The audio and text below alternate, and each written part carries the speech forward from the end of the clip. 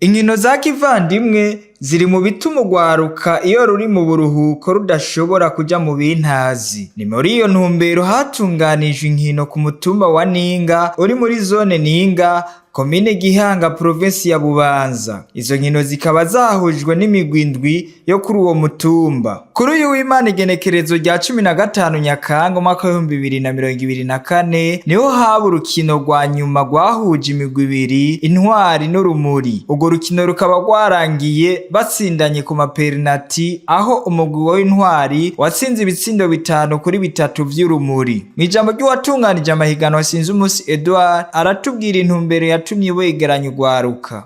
Gushimira n'abakinyi bakinye no kubatera intege, turabakeza ukungene bagifashemo neza.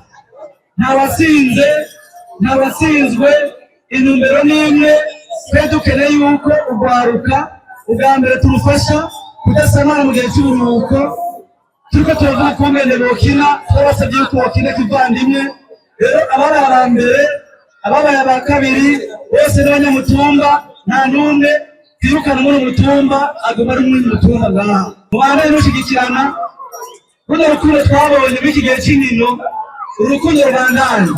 Kuno gushigikirana twashize imbere bibandanye. Kuno gufashanya mu bisata bitandukanye twatanguye bibandanye.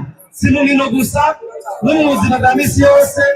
Ejo buca amashuri atangura, ibikorwa bize bigende neza, muze mwige mufise umutima uri mu nda. Icyo muzokena cyose turi ngaho dufashanye, ibyo dushoboye tubikore. Mwomenya ko iryo higanwa rizobandanya, umugwi wabaye wa mbere kuri uwo mutumba ukazoja guhiganwa n'iyindi migwi yabaye iya mbere.